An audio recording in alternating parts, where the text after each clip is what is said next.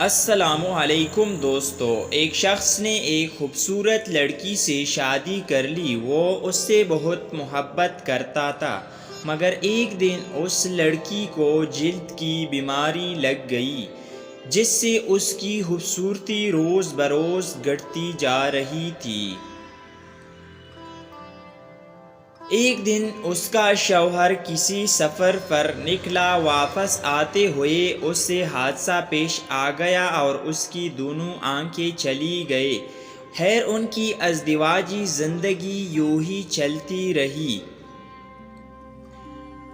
اور اس کی بیوی کی خوبصورتی گھٹتی رہی، مگر اندھے آدمی کو اس بات کا علم نہیں تھا، لہٰذا ان کی زندگی پر اس کا کوئی اثر نہ پڑا۔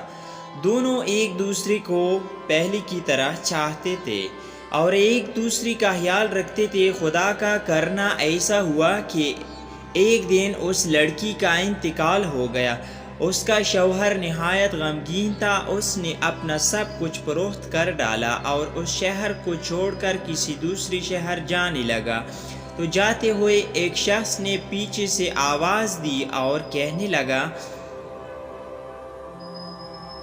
اکیلے کیسے جاؤ گے؟ اب تک تو آپ کی بیوی آپ کی مدد کرتی رہی، آپ کا خیال رکھتی رہی اور آپ کی آنکھیں بند رہے۔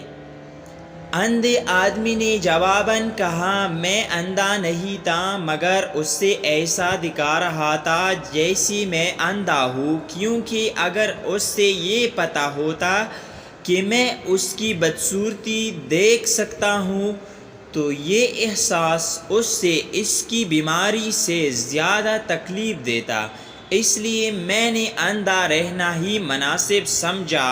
وہ بہت اچھی بیوی تھی، میں بس اس سے خوش رہنا چاہتا تھا۔ والسلام۔